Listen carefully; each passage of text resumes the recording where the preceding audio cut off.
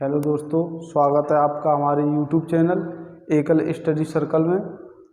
जैसा कि आप सभी को पता है कि मैंने UPSSC पैट का कोर्स सिलेबस लेके चल रहे हैं, जिसमें हमने सबसे पहले GS के अंदर हिस्ट्री का टॉपिक उठाया है।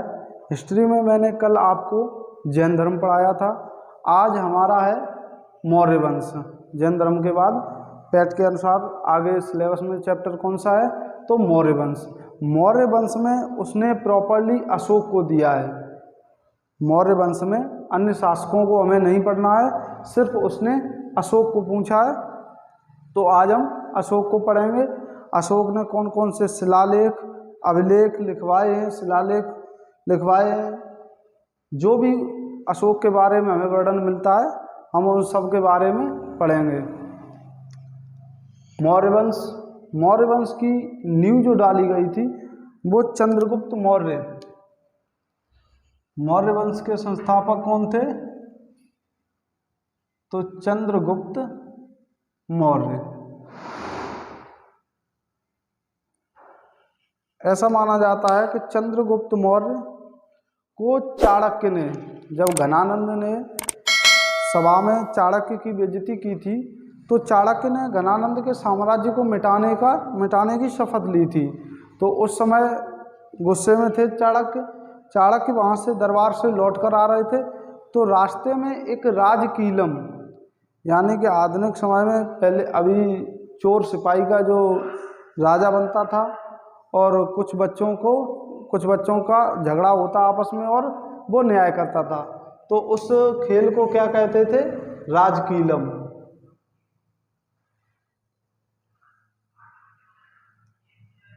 राजकीलम नामक खेल खेल रहे थे कौन, चंद्रगुप्त मौर्य। तो चंद्रगुप्त मौर्य को चाणक्य ने 1000 कसारपड़, 1000 कसारपड़,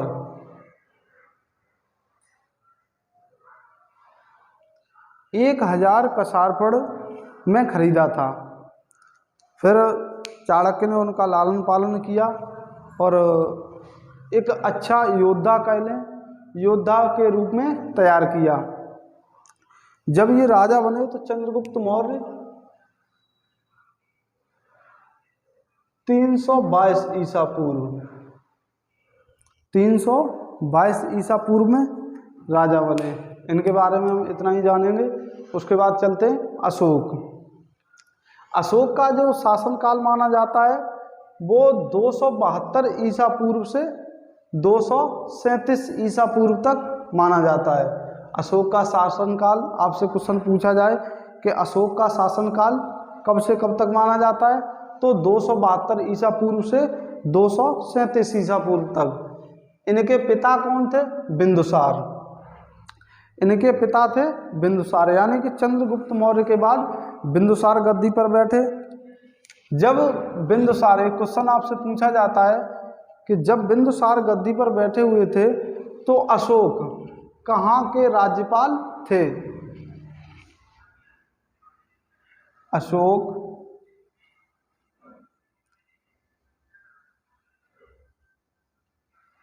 उज्जैन के राज्यपाल थे। आपसे अगर क्वेश्चन पूछा जाए कि अशोक के पिता बिंदुसार जब गद्दी पर बैठे थे तो अशोक कहाँ के राज्यपाल थे, तो अशोक उज्जैन के राज्यपाल थे। अब बात करते हैं अशोक का नाम, अशोक कहाँ कहाँ मिलता है, तो अशोक का नाम इन 4 अभिलेखों, मास्की, गुर्जरा, नैतूर और उदयगोलन, इन 4 अभिलेखों से अशोक का नाम अशोक क्लियर होता है। यानी कि इन 4 अभिलेखों में ही अशोक का नाम अशोक है। भाब्रू अभिलेख में अशोक ने स्वयं को मगध का सम्राट कहा। अगर आपसे क्वेश्चन पूछा जाए एग्जाम में कि किस अभिलेख में अशोक ने स्वयं को मगध का सम्राट कहा, तो कौन सा अभिलेख होगा, भाब्रू अभिलेख। प्रयाग प्रशस्ति अभिलेख, प्रयाग उस समय प्रयाग में इन्होंने एक अभिलेख लिखवाया था जिसमें अपनी पत्नी कारुबा की और तीवर पुत्र, यानी कि अगर आपसे क्वेश्चन पूछा जाए कि वह कौन सा अभिलेख है जिसमें अशोक की पत्नी कारुबा की और पुत्र तीवर का वर्णन मिलता है, तो कौन सा अभिलेख है? प्रयाग प्रशस्ति अभिलेख, प्रयाग प्रशस्ति अभिलेख। अब बात करते हैं कलिंग, अशोक द्वारा कलिंग अभियान, यानी कि अशोक का जो कलिंग अभियान था ये 261,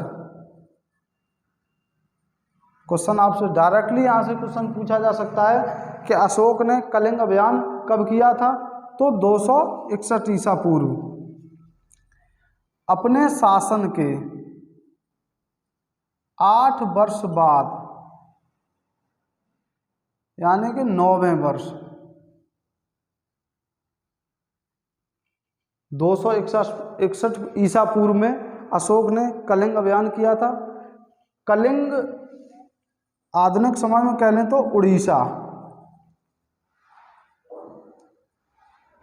यानी कलिंग का आधुनिक नाम क्या है, तो उड़ीसा। कलिंग अभियान एक किया था, अभियान का मतलब होता है युद्ध, युद्ध किया था उस तरफ, तो 261 ईसा पूर्व में कलिंग अभियान किया था। अपने शासन, ये क्वेश्चन यहाँ से बन सकता है, डायरेक्टली क्वेश्चन पूछ सकता है कि कलिंग ने अपने शासन के कितने वर्ष बाद कलिंग अभियान किया था, तो 8 वर्ष बाद, यानी कि 9वें वर्ष। इस अभियान में भारी नरसंहार हुआ, यानी काफ़ी लोग मारे गए। इससे अशोक का दिल, हृदय आहत हुआ। तो एक व्यक्ति थे, बौद्ध धर्म के भिक्षुक कहे उन्होंने उपगुप्त।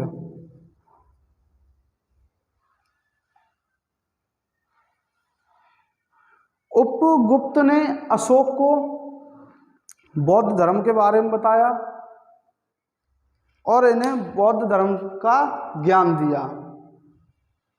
तो उपगुप्त को गुरु मानकर इन्होंने बौद्ध धर्म को स्वीकार किया, यानी कि बौद्ध धर्म को अपनाया और बौद्ध धर्म का प्रचार करने के लिए निकल पड़े।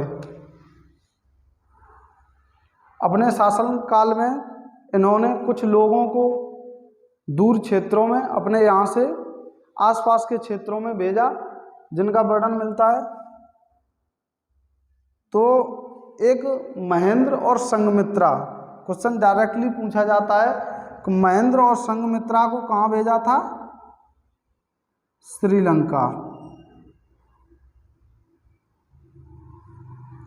अशोक ने बौद्ध धर्म का प्रचार करने के लिए संघमित्रा और महेंद्र को कहाँ भेजा था? तो श्रीलंका। इसका वर्णन हमें कहाँ मिलता है?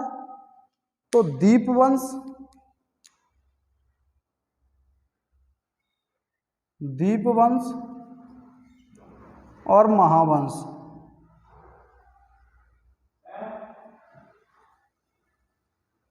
दो ग्रंथ या पुस्तकें कह लें मैंने, दीपवंश और महावंश, बौद्ध धर्म से रिलेटेड हैं।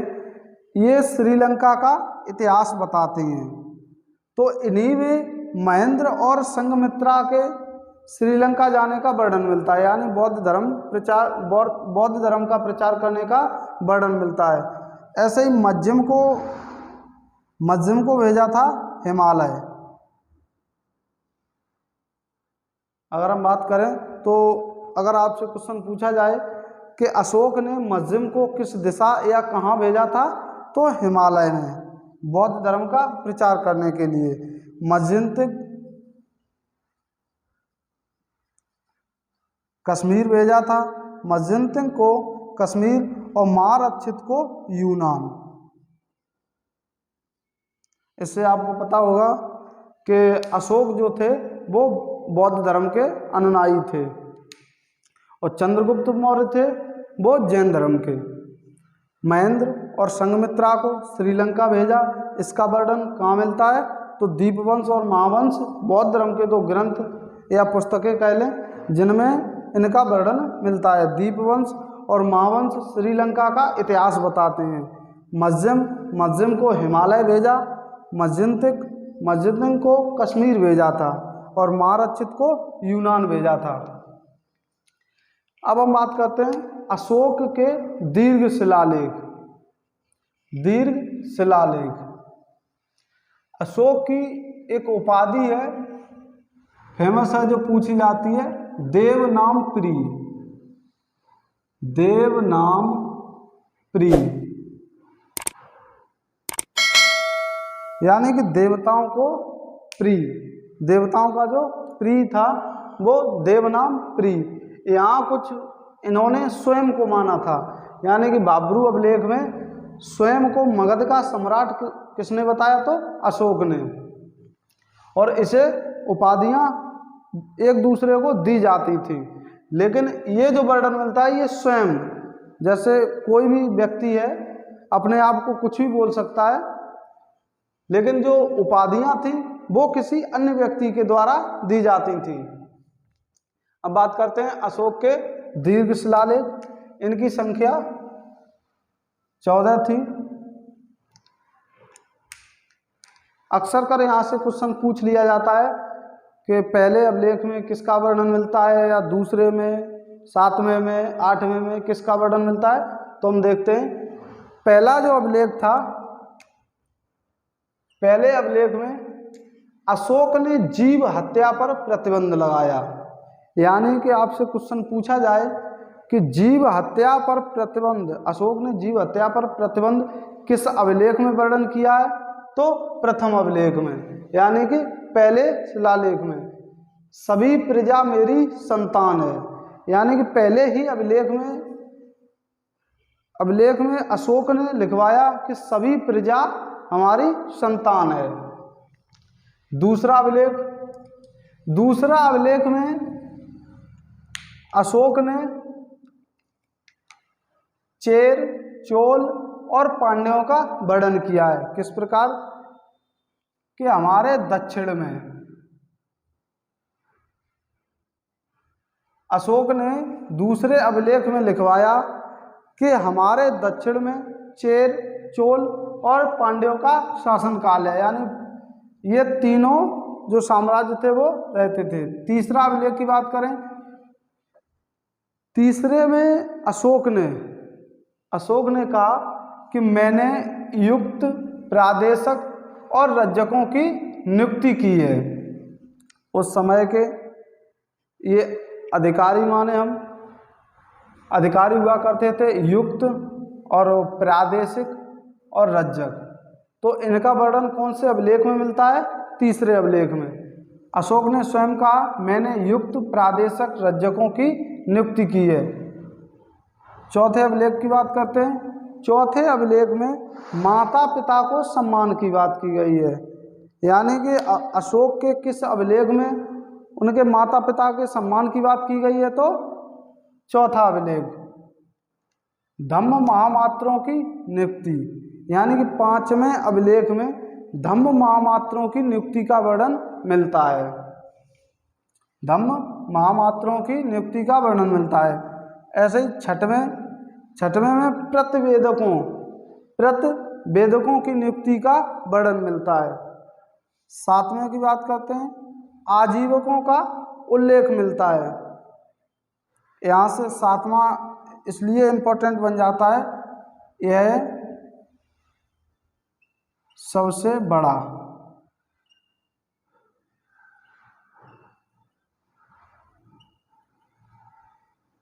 अगर आपसे क्वेश्चन पूछा जाए कि अशोक के शिलालेखों में सबसे बड़ा शिलालेख कौन सा है? तो 7वां। आगे है 8वां। 8वां में धम्म यात्राओं का वर्णन मिलता है, यह भी इम्पोर्टेंट है आपका 8वां। आपसे अगर क्वेश्चन पूछा जाए कि अशोक की धम्म यात्राओं का वर्णन किस शिलालेख में मिलता है? तो 8वें में।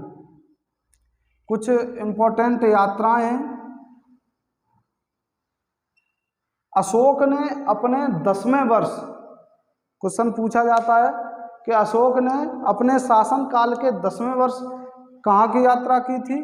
तो बोध गया।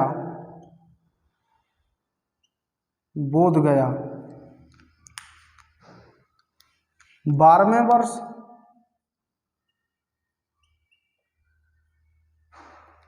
निगाली सागर,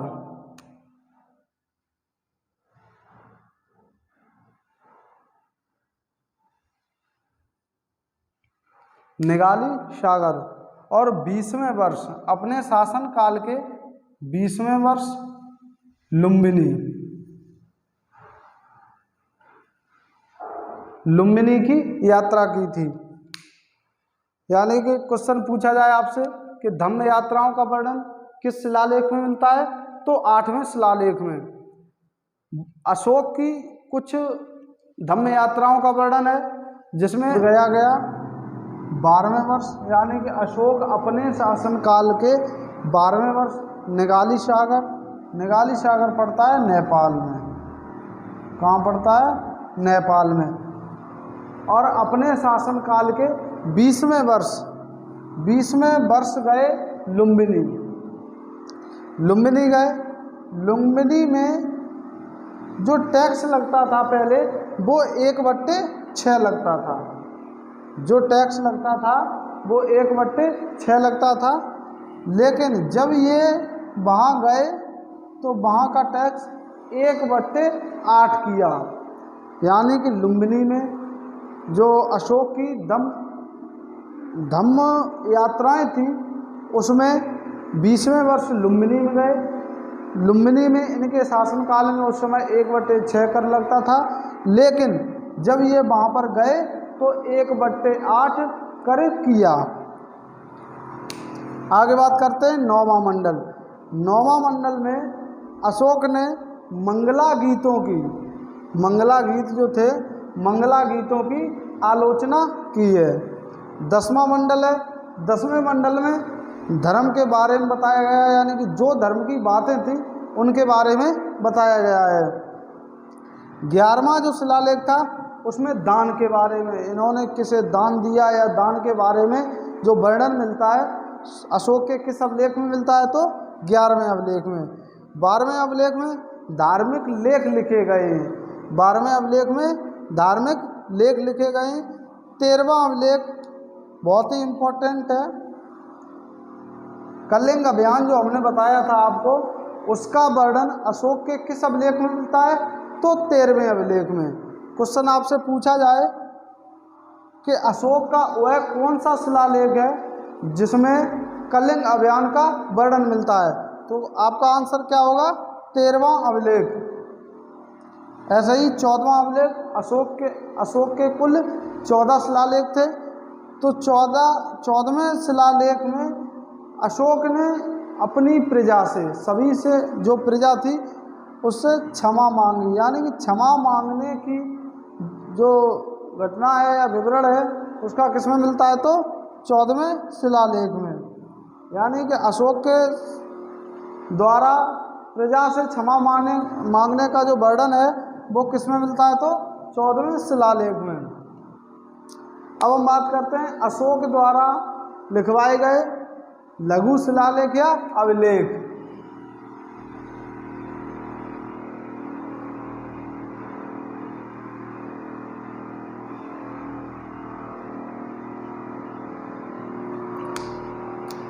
नंबर 1 है रूपनाथ।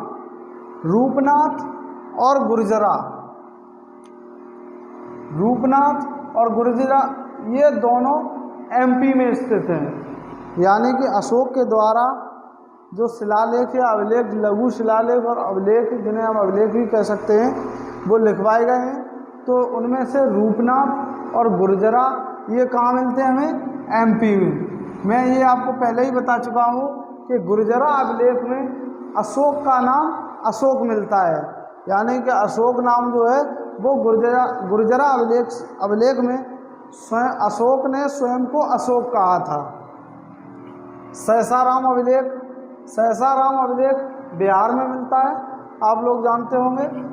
भाबरू अभिलेख, इसके बाद करते हैं बात भाबरू अभिलेख। भाबरू अभिलेख कहाँ पर मिलता है, तो राजस्थान में। भाबरू अभिलेख में मैंने आपको बताया है कि मगध का सम्राट, यानी कि अशोक ने स्वयं को मगध का सम्राट मगध का सम्राट। बाबरू अभिलेख में, बाबरू अभिलेख कहाँ मिलता है आपको? तो राजस्थान में। मगध का सम्राट, अशोक ने स्वयं को मगध का सम्राट किस अभिलेख में कहा? तो बाबरू अभिलेख में। उसके बाद बात करते हैं मास्की अभिलेख। मास्की अभिलेख कहाँ पर मिलता है? तो कर्नाटक में। स्वयं को बुद्ध शाक्य,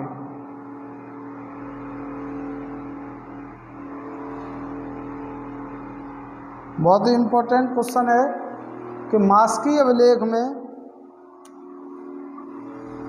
एक जगह तो मास्की अभिलेख से अशोक का नाम अशोक मिलता है, और मास्की ही अभिलेख से, जो कि कर्नाटक में स्थित है, अशोक का नाम या अशोक को बुद्ध शाक्य भी कहा गया है। क्वेश्चन डायरेक्टली पूछा जा सकता है कि बुद्ध शाक्य किसको कहा जाता था? तो अशोक को। आगे है महास्थाना अभिलेख। महास्थाना अभिलेख कहाँ पर है? तो पश्चिम बंगाल में। महास्थाना जो कि अशोक के द्वारा लिखवाया गया था, ये कहाँ पर है? तो पश्चिम बंगाल में।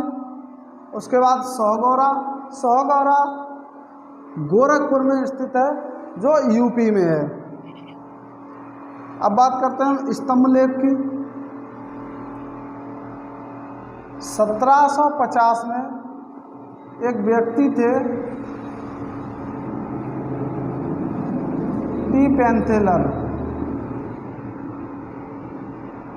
क्वेश्चन अक्सर कर पूछा जाता है कि टी पेंथेलर ने, क्वेश्चन ऐसे पूछा जाता है कि अशोक के अभिलेखों या शिलालेखों को, अभिलेखों ही ज़्यादातर पूछा जाता है कि अभिलेखों को सर्वप्रथम किसने पढ़ा?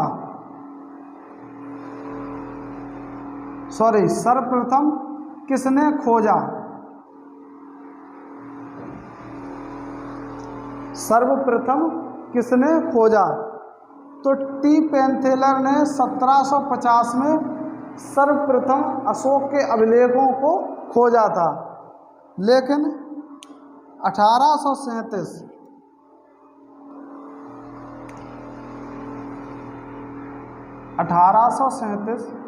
एक व्यक्ति थे, जेम्स प्रिंसेप।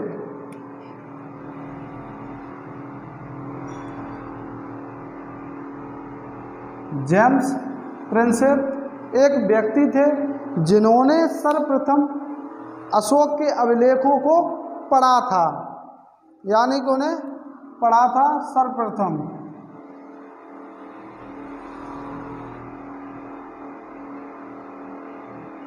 अगर आपसे क्वेश्चन पूछा जाए कि सर्वप्रथम अशोक के अभिलेखों को खोजा किसने था, तो टी पेंथेलर ने 1750 में।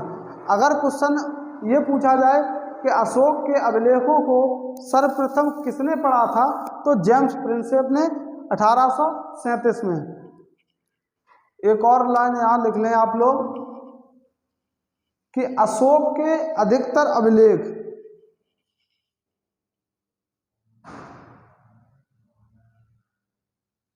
प्राकृत एवं ब्राह्मी लिपि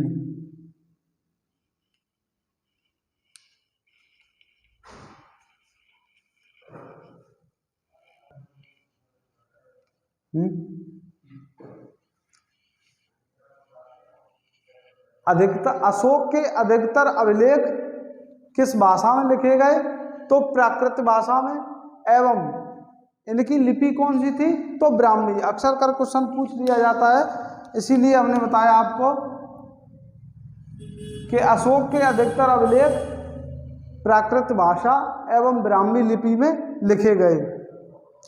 स्तंभ लेख की बात करते हैं। एक है दिल्ली टोपरा, दिल्ली टोपरा स्तंभ लेख। ये पहले टोपरा में था, टोपरा में था।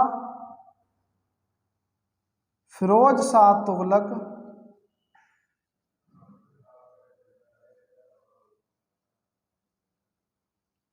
के द्वारा फिरोज शाह तुगलक के द्वारा दिल्ली लाया गया था। यानी कि अशोक ने स्तंभ लेख लिखवाया था कहाँ पर? टोपरा में, जिसे फिरोज शाह तुगलक के द्वारा दिल्ली लाया गया था। दूसरा है दिल्ली मेरठ अभिलेख। ये भी पहले मेरठ में था और फिरोज शाह तुगलक के द्वारा दिल्ली लाया गया था। तीसरा है प्रयाग प्रशस्ति अभिलेख। ये अभिलेख पहले कौशाम्बी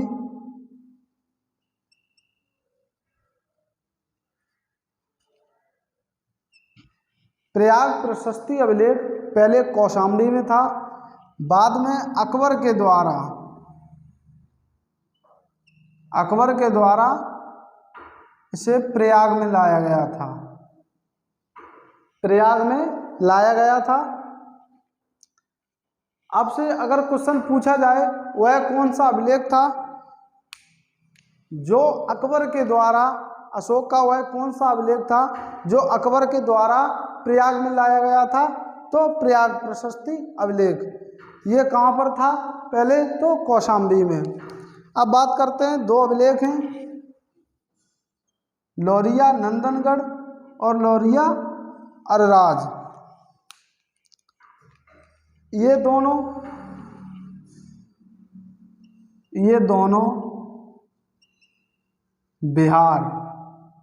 बिहार में स्थित हैं और यहाँ से अन्न भंडारण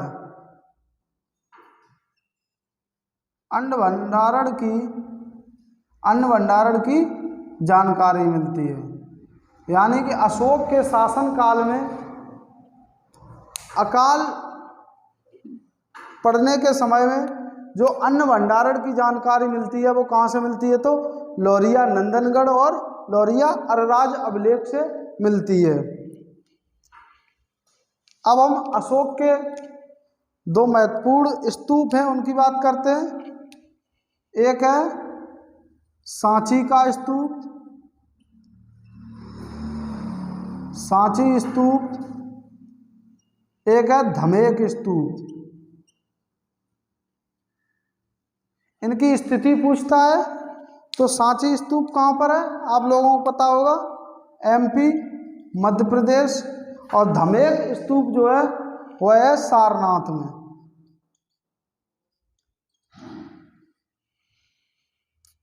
इस तरह हमने आज अशोक को कंप्लीट किया। एक बार इसका रिवीजन करते हैं, उसके बाद हम क्लास खत्म करेंगे। मौर्य साम्राज्य की नींव किसने डाली? चंद्रगुप्त मौर्य ने 322 ईसा पूर्व। चाणक्य कोई राजकीलम नाम का खेल खेलते हुए मिले थे, 1000 कसारपड़ में इन्होंने उनसे खरीदा था, इनके जो परिवार के लोग थे। तो मौर्य वंश में पैट में हमें प्रॉपरली अशोक पूछा है। अशोक की एक उपाधि का नाम है देवनाम प्रिय। अशोक का जो शासन काल था वो था 272 ईसा पूर्व से 237 ईसा पूर्व। इनके पिता थे बिंदुसार। पिता जब इनके राजगद्दी पर बैठे थे उस समय ये कहाँ के राज्यपाल थे? तो उज्जैन के। क्वेश्चन पूछता है अशोक का नाम अशोक किन अभिलेखों से मिला है? तो मास्की, गुर्जरा, नैत्तूर और उदयगोलन। ये 4 अभिलेख हैं जिनमें अशोक का नाम अशोक वर्णन है। बाबरू अभिलेख में अशोक ने स्वयं को मगध का सम्राट कहा है। प्रयाग प्रशस्ति अभिलेख में पत्नी कारुबाकी और पुत्र तीवर का वर्णन मिलता है। अशोक ने जो कलिंग अभियान किया था वो 261 ईसा पूर्व में, यानी कि अपने शासन काल के 8 वर्ष बाद 9वें वर्ष में किया था। इनसे अभियान में काफ़ी नरसंहार हुआ जिनसे इनका हृदय आहत हुआ। तो उपगुप्त नाम के एक बौद्ध भिक्षु थे, इन्होंने अशोक को बौद्ध धर्म का ज्ञान दिया। तो इन्हें ज्ञान की प्राप्ति हुई, ज्ञान बौद्ध धर्म के बारे में बताया। कलिंग आधुनिक समय में कहाँ पड़ता है? तो उड़ीसा में। बौद्ध धर्म का प्रचार करने के लिए इन्होंने कुछ लोगों को अपने क्षेत्र के आसपास क्षेत्रों में भेजा, जिनमें महेंद्र और संघमित्रा। इनको कहाँ भेजा था? तो श्रीलंका। श्रीलंका भेजा था। इसकी जानकारी हमें किससे मिलती है? तो दीपवंश और महावंश 2 पुस्तकें हैं जो श्रीलंका का इतिहास बताती हैं। उनमें महेंद्र और संघमित्रा का वर्णन मिलता है। मज्जिम को हिमालय भेजा था और मज्जिम सिंह को कश्मीर भेजा था और महारक्षित को यूनान भेजा था। अशोक के दीर्घ शिलालेख कुल कितने हैं? 14। पहला जो शिलालेख है उसमें है जीव हत्या पर प्रतिबंध। अगर आपसे क्वेश्चन पूछा जाए कि अशोक का वह कौन सा अभिलेख है जिसमें जीव हत्या पर प्रतिबंध लगाया गया है, तो पहला अभिलेख सभी प्रजा मेरी संतान है। प्रथम अभिलेख में अशोक ने कहा कि सभी प्रजा मेरी संतान है। दूसरा शिलालेख था कि दक्षिण भारत में इनका जो साम्राज्य था उसके दक्षिण में चेर, चोल और पांड्यों का साम्राज्य था। तीसरे शिलालेख में इन्होंने कहा है कि मैंने युक्त प्रादेशक और रज्जकों की नियुक्ति की है। चौथे में माता पिता के सम्मान की बात की गई है, यानी कि माता पिता के सम्मान का वर्णन मिलता है। पांचवा है धम्म महामात्रों की नियुक्ति। इन्होंने धम्म महामात्रों की जो नियुक्ति की थी उनका वर्णन कौन से शिलालेख में मिलता है? तो 5वें में। छठा है प्रतिवेदकों की नियुक्ति। 7वां जो शिलालेख है आजीवकों का उल्लेख मिलता है। यह शिलालेख सबसे बड़ा है, यानी कि अगर आपसे क्वेश्चन पूछा जाए कि अशोक का सबसे बड़ा शिलालेख कौन सा है, तो 7वां शिलालेख। 8वां धम्म यात्राओं का उल्लेख। अशोक अपने शासनकाल के 10वें वर्ष बोधगया गए थे, 12वें वर्ष निगाली सागर यानी नेपाल गए और 20वें वर्ष लुम्बिनी गए थे। लुम्बिनी में पहले टैक्स 1/6 हुआ करता था, लेकिन जब ये वहाँ गए तो वहाँ का टैक्स कम करके 1/8 किया। 9वां शिलालेख है मंगला गीतों की आलोचना के बारे में वर्णन मिलता है। 10वां मंडल धर्म की बातें मिलती हैं इसमें और 11वें मंडल में दान की बातें मिलती हैं। 12वां ये धार्मिक लेख, इसमें धार्मिक लेखों का वर्णन मिलता है। 13वां शिलालेख है कलिंग अभियान का वर्णन मिलता है। क्वेश्चन आपसे पूछा जाए कि अशोक का वह कौन सा शिलालेख है जिसमें अशोक द्वारा किए गए कलिंग अभियान का वर्णन मिलता है, तो 13वां शिलालेख। 14वां शिलालेख में अशोक के द्वारा जो प्रजा थी उससे माफ़ी मांगने का वर्णन जो मिलता है वो 14वें शिलालेख में। अब हम बात करते हैं लघु शिलालेख या अभिलेख। रूपनाथ और गुर्जरा अभिलेख ये एमपी में स्थित हैं। अशोक के जो शिलालेख या अभिलेख जो लिखे गए हैं वो सभी प्राकृत भाषा एवं ब्राह्मी लिपि में लिखे गए हैं अधिकतर। सहसाराम जो अभिलेख है वो बिहार में स्थित है। बाबरू अभिलेख राजस्थान में स्थित है, जिसमें स्वयं को मगध का सम्राट किसने कहा था? अशोक ने। मास्की अभिलेख कर्नाटक में है, स्वयं को अशोक ने बुद्ध शाक्य कहा। या बुद्ध शाक्य का वर्णन जो मिलता है अशोक का वो मास्की अभिलेख में मिलता है। महास्थाना अभिलेख कहाँ पर है? तो पश्चिम बंगाल में। सौगौरा गोरखपुर में यूपी में स्थित है। अब बात करते हैं स्तंभलेख की। 1837 में जेम्स प्रिंसेप ने सर्वप्रथम इनको पढ़ा था, यानी कि अशोक के जो अभिलेख थे उनको सर्वप्रथम किसने पढ़ा था? तो 1837 में जेम्स प्रिंसेप ने, जबकि 1750 में टी पेनथेलर ने सर्वप्रथम खोजा था। स्तंभलेख बात करते हैं दिल्ली टोपरा, जो टोपरा में स्थित था, बाद में इसे फिरोज शाह तुगलक के द्वारा दिल्ली लाया गया। दिल्ली मेरठ स्तंभलेख मेरठ में पहले उपस्थित था, यह भी फिरोज शाह तुगलक के द्वारा बाद में दिल्ली लाया गया था। तीसरा है प्रयाग प्रशस्ति अभिलेख, पहले कौशाम्बी में था, अकबर के द्वारा इसे प्रयागराज में लाया गया था। 2 अभिलेख हैं, लौरिया नंदनगढ़ अभिलेख और लौरिया अरराज अभिलेख। ये दोनों बिहार में स्थित हैं और अन्न भंडारण का वर्णन इनमें मिलता है। 2 स्तूप हैं, अशोक के 2 स्तूप हैं प्रमुख, एक सांची का स्तूप और एक धमेय के स्तूप। सांची का स्तूप कहाँ पर है? तो एमपी में, और सारनाथ स्तूप यूपी में है, यूपी के वाराणसी के पास है। तो साथियों, अगर आपको हमारा कंटेंट अच्छा लग रहा हो तो हमें लाइक करें, ज़्यादा से ज़्यादा शेयर करें, और चैनल पर अगर नए हों तो चैनल को सब्सक्राइब करें। थैंक्स, जय हिंद।